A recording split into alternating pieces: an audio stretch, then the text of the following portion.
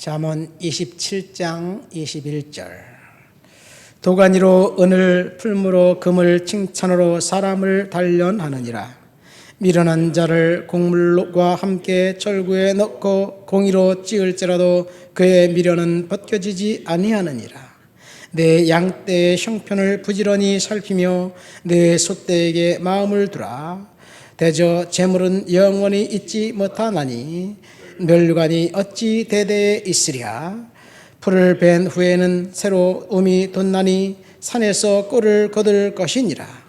어린 양의 털은 내 옷이 되며 염소는 밭을 사는 값이 되며 염소의 젖은 넉넉하여 너와 내 집의 음식이 되며 내 여종의 먹을 것이 되느니라. 아멘. 잠언의 말씀을 우리가 읽었습니다. 잠언은 예수 그리스도가 나오지 않습니다.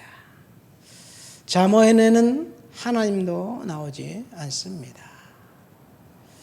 잠언은 물론 하나님을 경외하라는 말씀은 나오죠. 도덕적인 어떤 교훈, 인간의 삶의 지혜를 가르쳐 줍니다. 한때 미국 건국의 아버지 프리탄들이 미국에 건너가서 아예 잠언을 공립학교에 도덕교과서로 사용한 적도 있습니다. 잠언을 도덕교과서로 사용했다는 이야기는 굉장히 진부하고 고리타분한 것 같지만 한편으로는 신선하기조차 합니다. 왜 이 땅이 이렇게 혼란스러운지 도덕 개념이 상실되었기 때문이 아닌가 생각됩니다. 잠언은 부모가 자녀를 키우면서 자녀가 축복된 인생을 살아가는데 구구절절히 도움이 되고 팁이 될 만한 그런 책입니다. 그러나 여기에는 십자가도 없고 보혈도 없고 예수 그리스도도 없습니다. 성령의 능력도 나타나지 않고 어떤 강력한 치유의 이야기도 없습니다. 그러나 인간의 역사상 잠언만큼 영향을 끼친 성경책도 없다고 생각됩니다. 한때 영국이 250년간 전 세계를 지배하면서 해가 지지 않는 나라 대영제국을 만들었던 그 기저에는 잠언이 있었습니다. 성경 말씀 잠언대로 자녀를 키우려고 부단히 노력했습니다. 근대로 들었으면서 중세에서 근대로 탈바꿈하면서 왕정을 타파하는 그 피해 혁명이 일어났는데 프랑스 대혁명을 비롯해서 유럽의 피해 혁명이 휩쓸고 가서 왕정을 타파할 때 영국은 그런 혁명이 없었습니다. 그때 영국에서는 어떤 일이 있었느냐? 웨슬리 형제의 부흥운동이 있었습니다. 이 하나님의 말씀으로 왕정을 유지하면서 혁명을 연착륙시킨 것, 영국의 신앙의 힘입니다. 사람들은 가난했지만 부모들은 자녀들을 죽과 회초리와 잠언으로 키웠습니다. 잠언으로 양육받은 그 아이들이 하나님 말씀 가운데서 주시는 놀라운 축복을 경험했습니다. 잠언에는 구구절절히 지혜를 우리들에게 이야기해주고 있습니다. 오늘 우리에게가 읽은 본문에는 두 가지 잠언에서 주는 지혜가 있는데, 하나는 첫 번째는 칭찬으로 사람을 단련하라는 말씀이고, 두 번째는 재물은 영원하지 않는데 금방 없어질 재물에 때문에 그것을 소유하려고 영혼조차 빼앗기지 말라는 교훈입니다. 본문 말씀 보면 21절 도가니로 은을 풀무로 금을 칭찬으로 사람을 단련하느니라, 그런 말씀이 있습니다. 사람을 단련할 수 있는 방법은 칭찬입니다. 사람과의 그 끈끈한 그 리더십, 상하의 복종 관계를 유지할 수 있는 것도 칭찬이고, 우정을 유지할 수 있는 방법도 격려와 칭찬이고, 자녀들을 부모가 원하는 대로 키울 수 있는 방법도 칭찬입니다. 이 전두환 대통령이 12.12 사태를 일으키고 군복을 벗고 대통령이 되고, 그 다음에 우리가 알듯이 오공화국이 출발했죠. 오공화국 때 수많은 사람들의 이름이 회자되었습니다. 허삽수, 허화평, 무슨 이름들이 많이 있어요. 단걸 뉴스에서 보면 매일 듣는 이름들이었습니다.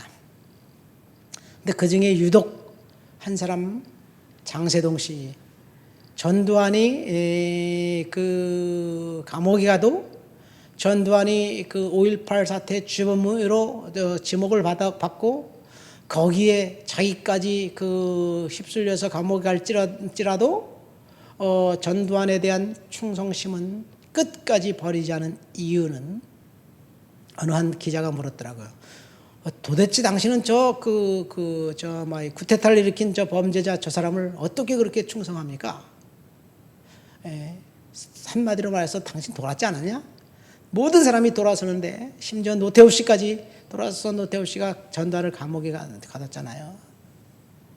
그런데 딱 한마디, 그는 나를 인정해 줍니다.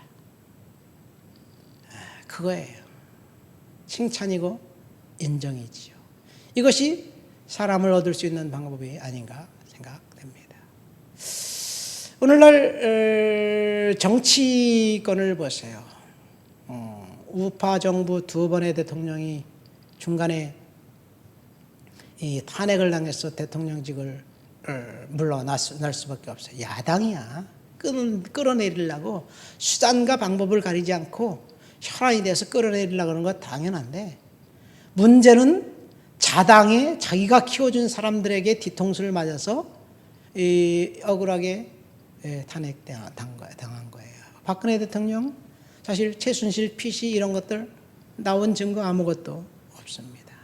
그런데 박근혜를 따랐던, 박근혜의 지근거리에서 보좌했던 그 국회의원 시절부터 대통령 후보 시절 때까지 그 비서실장을 역임했던 모 국회의원 비롯해서 친박연대라는 걸 만들어서 국회의원이 됐던 그 사람들이 돌아서서 결국은 탄핵당했고요.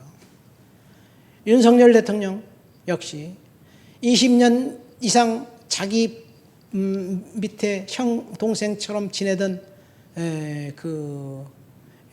여당의 당 대표, 그 사람이 결국은 탄핵에 손을 들어주면서 야당에게 힘을 실어준 것 아니겠어요? 그러니까 끝까지 충성할 수 있도록 만드는 것은 칭찬과 격려의 힘인데, 아마도 사람들을 자신을 위한 도구 정도로 생각했기 때문에 그런지 모르겠습니다. 이번 정부는 어떨까요? 끝까지 충성심을 끝까지 발휘할까요? 지금은 권력을 갖고 있기 때문에 어떻게 쓰든지 잘 보이려고 하려고 하지만, 이제 거기서 떨려날 틈이 조금이라도 보인다면 언제든지 돌아설 수 있는 준비가 되어 있는 것들이 사람의 심리가 아닌가 생각됩니다. 칭찬은 고래도 춤추게 한다는 그런 말이 있지 않습니까? 여러분, 칭찬은 고래도 춤추게 하는 거예요. 이 칭찬은 고래도 춤추게 한다는 책은 켄 블랜차드라는 사람이 쓴 책 중에, 이제 자기가 이 시월드 해안간을 가족과 함께 가서 어떻게 범고래, 돌고래가 저렇게 멋있게 쇼를 하는지 그것을 물어보면서 시작됩니다. 딱 범고래 쇼를, 이제 그 고래 조련사들의 이야기를, 수련 조련사들의 이야기를 보면 조련사들이 사용하는 패턴은 전환이라는 거예요. 전환. 범고래가 자신들이 원하는 행동을 했을 때 고래의 관심을 다른 곳에 두게 하고 먹을 것을 던져주면서 이 전환을 시켰다는 이야기입니다. 그래서 칭찬은 고래도 춤추게 한다 해서 사실 칭찬 10계명을 괜히 알려주고 있습니다. 저와 여러분들이 그렇게 우리의 자녀들을 키우고 그렇게 직장에서 동료와 부하 직원과 아니면 상사에게 이렇게 대우한다면 우리들은 성공적인 인생을 살 수 있지 않을까 생각됩니다. 칭찬할 때, 칭찬한 일이 생겼을 때 즉시 칭찬해라.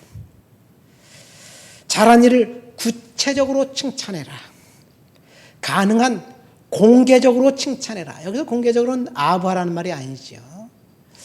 그러니까 칭찬했다는 것을 사람들에게 드러나게 해달라는 얘기죠. 결과보다는 과정을 칭찬해라. 사랑하는 사람을 대하듯이 칭찬해라. 거짓 없이 진실한 마음으로 칭찬해라. 긍정적인 눈으로 보면 칭찬할 일이 더 잘 보인다. 일이 잘 풀리지 않을 때 그때 더욱 격려해라. 잘못된 일이 생기면 관심을 다른 방향으로 유도해라. 마지막으로 가끔씩 자기 자신을 칭찬하라. 그런 이야기예요. 그래서 칭찬은 사람들을 변화시키는 거예요. 칭찬을 통해서 범고래, 돌고래를 변화시킬 수 있다면 사람들은 훨씬 더 변화시킬 수 있다는 얘기죠. 본문을 보면 금과 은을 단련한 것처럼 칭찬으로 사람을 단련해야 한다고 권면합니다. 그런데 우리는 사실은 칭찬보다는 매몰차게 그 목표를 설정해서 그 목표를 달성하라고 다그칩니다.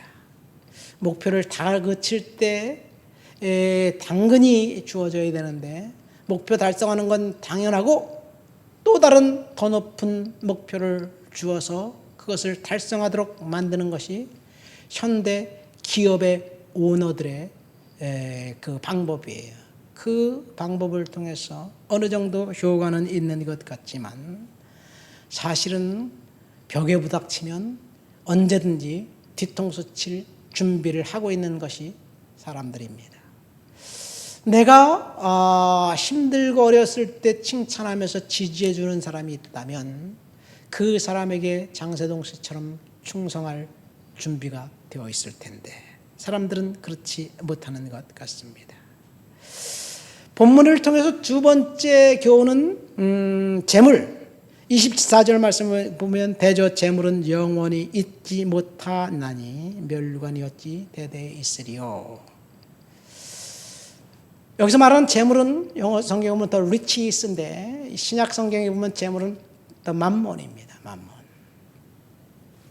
예수님은 하나님과 재물을 겸하여서 섬길 수 없다는 이야기를 하고 있습니다. 사실 우리가 돈 때문에 충성도 하고 돈 때문에 배반도 합니다. 돈을 위해서는 수단과 방법을 가리지 않고 그 카멜레온처럼 변화될 그 준비가 되어 있다면 오늘 본문 말씀을 우리는 생각해 봐야 될 줄 믿습니다. 그렇게 추구했던 재물은 끝까지 자신을 지켜주지 못하는 것. 아무리 재물을 많이 쌓아둬도 다 남겨놓고 떠나가야 된다는 사실. 이것이 솔로몬이 저와 여러분들에게 충고한 두 번째 지혜입니다.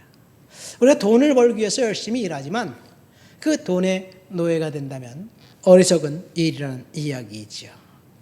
하나님보다 돈을 더 좋아하고 하나님보다 이 세상의 쾌락과 만족과 소유물을 더 사랑한다면 그것이 우상이에요. 일반적으로 돈 오면 스몰 m, 소문자 만몬이지만 이 소문자 만몬 소유하는 재물들이 인간에게 어느 틈엔가 신이 되었어요. 그래서 성경에 보면 대문자 m으로 쓴 것과 소문자 m으로 쓴 그 단어가 달라요. 영어 성경에 보면. 어쨌든 재물이 신이 되어서 우리를 유혹하지 못하도록 하나님 앞에서 그 분별력을 갖고 있어야 될 줄 믿습니다. 말씀을 맺습니다. 오늘은 잠언이 준 우리에게 교훈 두 가지 칭찬과 재물 사용의 방법에 대해서 이야기했습니다. 여러분 칭찬 가장 좋은 해답입니다. 이 서커스단 공마단에 보면 그 짐승들이 있어요. 어떤 서커스단은 호랑이까지, 개, 뭐 이런 원숭이. 근데 공마단에 훈련된 짐승들을 훈련시키는 방법은 딱 한 가지예요. 개가 잘했을 때 먹이를 던져주고 칭찬해 주는 거예요. 어느 책에 보니까 그런 얘기가 있더라고. 개가 어느 날 신문을 들고 왔고 너무 기분 좋게 머리를 막 쓰다듬어 주면서 먹이를 던져줬더니 그 다음날 가니까 온 동네에 있는 신문을 다 갖고 온 거예요. 자기의 행동을 칭찬해 주는 주인에게 충성할 준비가 되어 있는 것이 동물이라면, 동물 훈련시킬 때 칭찬을 한 것이 요가가 있다면, 왜 사람들을 변화시킬 때는 칭찬을 사용하지 않고 인색한가요? 여러분, 우리는 자녀들을 키우면서 회초리 대신 칭찬이라는 방법을 쓰면 어떨까요?